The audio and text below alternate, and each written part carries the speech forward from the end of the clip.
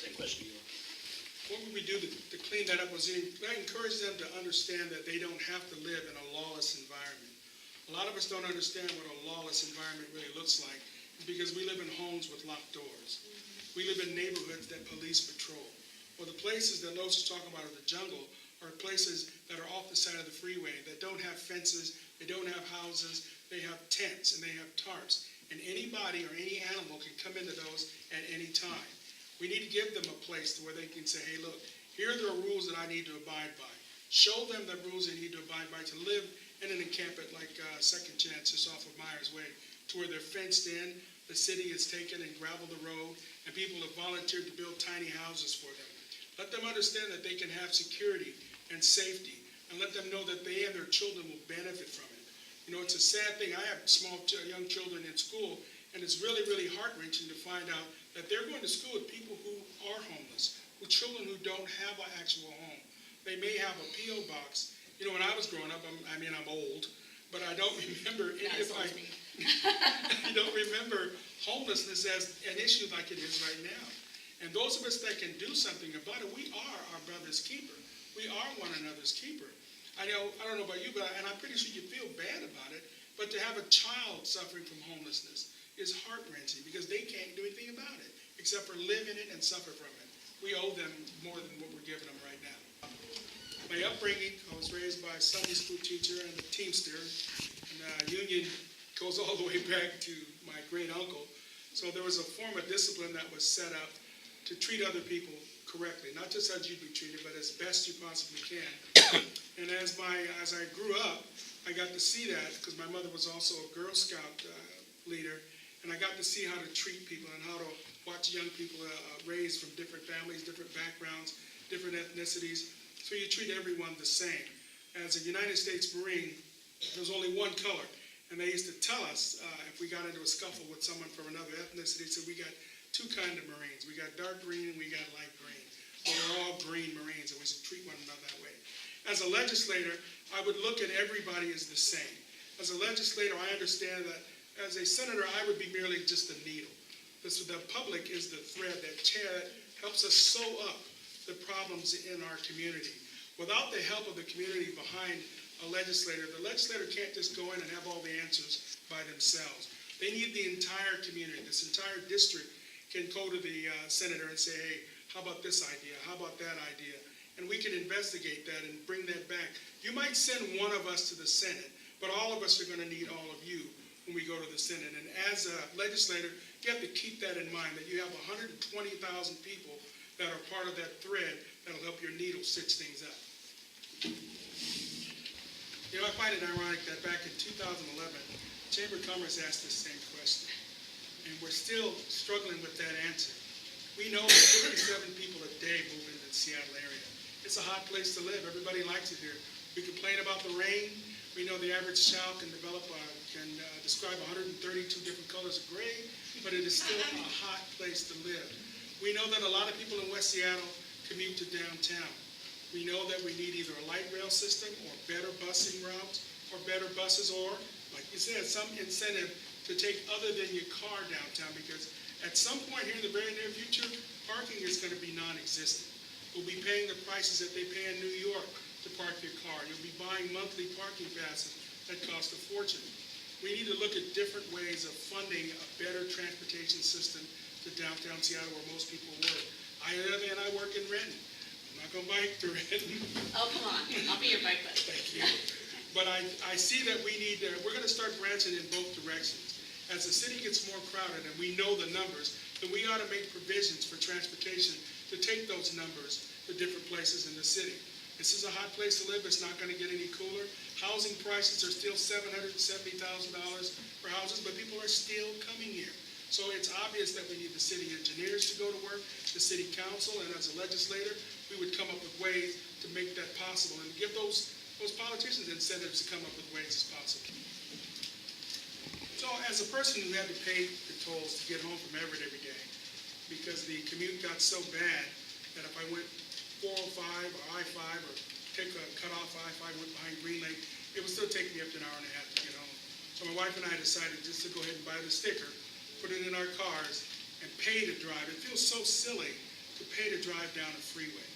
As I grew up going back and forth across 520s, to hang out with my homeboys on Mercer Island and all that, and different places in Bellevue, and to work in Bellevue, because I worked at the grocery warehouse across from the Coke plant in Bellevue. It feels silly to have to pay money to go across. People don't like tolls. We need to understand that. People don't want to be held hostage for tolls to go through anything. So people will use them, but not as many people as optimistic politicians would think. We need to incentivize our politicians to be able to come up with better ways and better strategies so that folks can go home and get to work without having to use surface streets, and that there would be enough exits going through the tunnel or the viaduct or 99 if you want to call it, so that they could get off of downtown, so that people riding a bike would be safe going back and forth. We have to understand that North Dakota used their state bank for transportation, and it's been very, very successful there. We also have that as a model to emulate here. And seeing what's already happened on 405 and the 520 bridge, we can see what people will tolerate for tolls. Since we're so diverse, that we have everything that you can imagine in a small area as far as urban and suburban and unincorporated, I would say that we would have to work on leave our environment the way it is, or enhance the environment. It's a beautiful place with the water and the mountains and the snow cap and the green. It's a gorgeous place to look at, even on a cloudy day. I would seek to try to maintain the way our environment looks and cross all borders about it. But as far as people are concerned, I have to agree that families and homes are something that we definitely need to address so that we can have a future.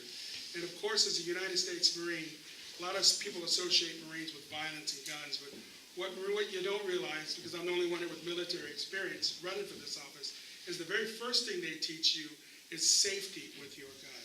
They teach you where to point it, when not to point it, when it should be loaded, how to take it apart, how to clean it. I think we're undereducated on gun safety. I do believe that a civilian should not have an assault weapon, especially if they're not trained.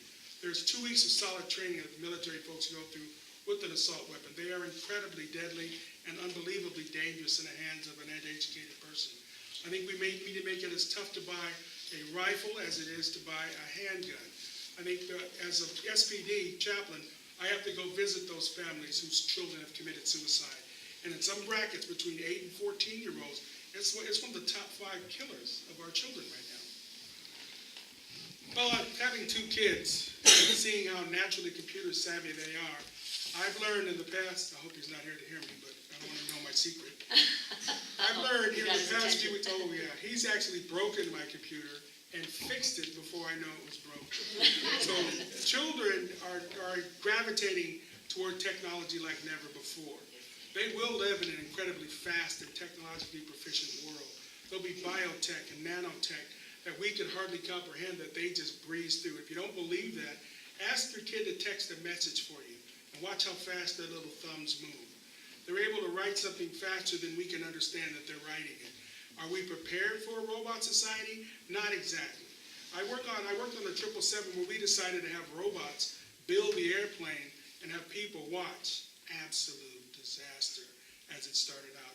You have to have people tune those things in and dial those things in.